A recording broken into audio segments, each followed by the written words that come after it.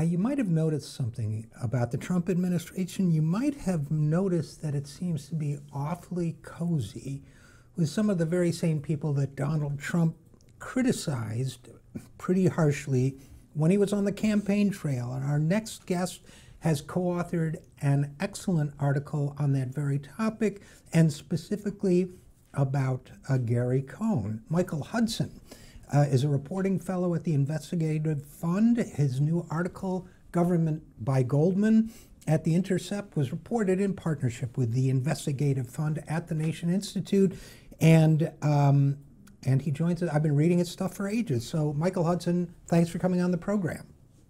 Hey, thanks for having me, RJ. So first of all, we hear a lot. It seems as if half the people across the threshold of this administration have some tie to Goldman or another, and you talk about that in your article, including everybody from people don't even think of as having a financial background. Steve Bannon, former Goldman guy, the short-lived but colorful Anthony Scaramucci, Goldman guy. Mooch, yes. The Mooch, yeah. So what is it? But Donald Trump, as you also noted, lacerated Goldman on the campaign trail and lacerated Ted Cruz because his wife worked there, lacerated Hillary Clinton because she gave a very high-paid set of speeches there. Now it seems as if Goldman is his go-to human resources shop. So what's going on there?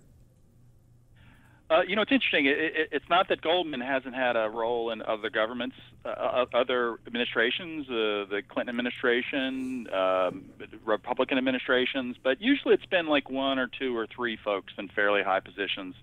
In this case, we've seen as many as really like six. Of course, Scaramucci is gone now. Bannon is gone. But, very key positions, Mnuchin as Secretary of the Treasury, and Cohn as Donald Trump chief economic advisor. So you can see that Goldman has pretty big imprint on the current administration. Yeah, and Michael Hudson, one of the things that strikes me about it, particularly when we talk about Steve Bannon, for example, is that, and we can get to financial policy, and we will, but it strikes me that there must be, maybe I'm wrong, but it strikes me that there must be some kind of cultural fit with Donald Trump. I've written somewhat on Wall Street. You've written and reported extensively on Wall Street. Goldman is known for having, in my perception anyway, a very aggressive sales-oriented culture, very, infamous deals like Abacus deals where they were accused of misleading investors in order to, make something happen financially for themselves. This really kind of go, churn the dollars any way you can. That's the way I think of the Goldman culture. Is there just something about, first of all, am I on the right track? And if I am, is there something about that culture you think that might attract Donald Trump? Yeah, it appears to be. And while Trump, spent some time on the campaign trail, knocking Goldman Sachs around, it's interesting to note that earlier this summer he had sort of a campaign-style rally in Cedar Rapids, Iowa, and he started bragging about his team of economic advisors. He says, this is the president of Goldman Sachs, smart, having him represent us. He went from massive paydays to peanuts, and he said, somebody said, well, why did you appoint a rich person to be in charge of the economy? And I said, because that's the kind of thinking we want. He needed, he says, great, brilliant business minds, so the world doesn't take advantage of us. How else could he get the job done? I love all people, rich or poor, but in those particular positions, I just don't want a poor person. Does that make sense? So that was sort of Trump, flash forward basically a year later in terms of dealing. I mean, he wanted a wealthy person. He wanted a rich person. He wanted a Wall Street person in that position. Yeah, and which is odd. I remember that exchange, and it's the sort of, to me, it's the fetishization of wealth, as if, Blackbeard the pirate was presumably wealthy, right? I mean, Al Capone was presumably wealthy. wealth in and of itself doesn't confer wisdom or nobility or a gift for public service, but that seems to be the culture here. And I felt that. There is a little ahead. bit of I think in American culture today, there is a little bit of the prosperity gospel kind of feeling. People, even if they're not necessarily religious and taking it, as, oh well, if you're rich, it's God's smiling on you because you've done good things. But there is a sense of, oh, if people get rich, that they've done it because they're good people. And my sense is, people rich, poor, they're some are good, some are bad. It doesn't matter how much money you have in your bank account. It varies from person to person. So there's no income test on whether somebody is a good, honest person, or whether they're a competent government official, public servant. Right. So and just because you don't have a lot of money in the bank account doesn't mean that you're better than someone who's rich. But it just depends on the person, their ethic, their history, etc. So let's talk about Gary Cohn for a second. Sure. Former president, as you point out, of Goldman Sachs. His tenure at Goldman Sachs was not without its scandals and fraud settlements and the like, correct? Absolutely. They paid billions of dollars penalties and settlements from regulatory investigations, lawsuits, dealing especially with its role in the mortgage crisis and the lead up to the mortgage crisis.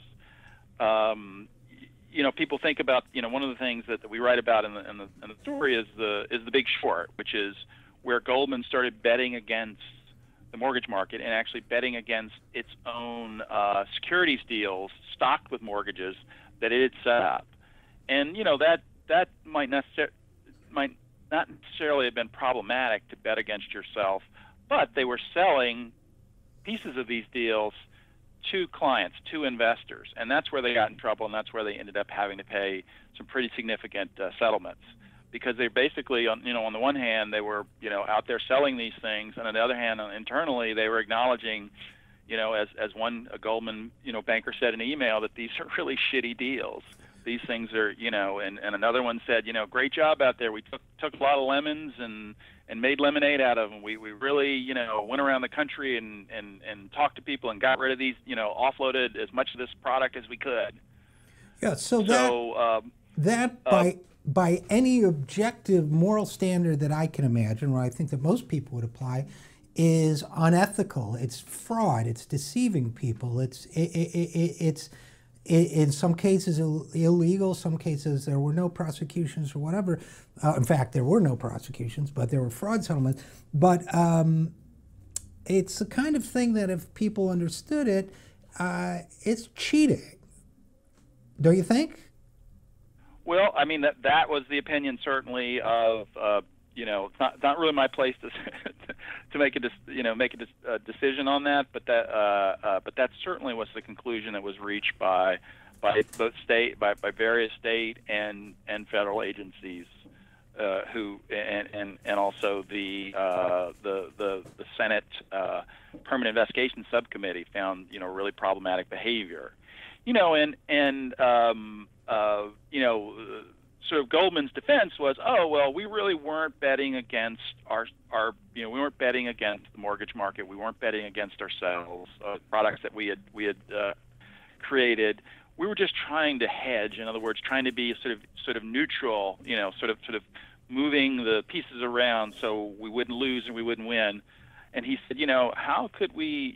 And he told this to the Financial Crisis Inquiry Commission. He said, how could anyone claim that they had bet against their own clients when, quote, during the 2 years of the financial crisis, Goldman Sachs lost $1.2 billion in residential mortgage-related business?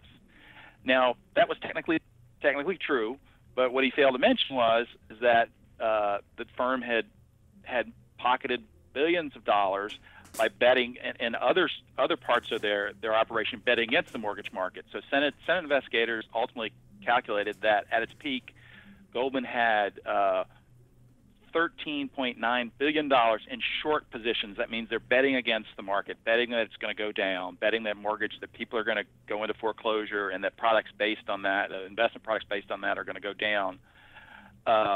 And those positions eventually produced a record $3.7 billion in profits. So they were losing, and on the one hand, they were losing in part of their business, but they were making lots of money in the other. So to say that they hedged their bets successfully is, I suppose, one mild way of putting it. Okay, let's look. I mean, your article, I recommend it to anyone who wants to know what's going on with our economy right now in the Intercept. Why is it important? Why should people be interested, concerned, whatever word you might want to use, about the influence of Goldman Sachs, Gary Cohn, and his colleagues in the Trump administration? I mean, I think the reason, one of the reasons we wrote this is, the Trump administration has been sort of a source of lots of news articles, lots of attention. But, most of the attention has gone to, things like the Russia investigation, things like, his calling the leader of North Korea Rocket Man, et cetera. There's been a lot of to do, a lot of stuff going on. And, we felt like that what's happening with, the economic policy, and especially the policy as it relates to big corporations and to Wall Street, that really hasn't got much attention, because what's being done there is sort of more quiet and on the down low.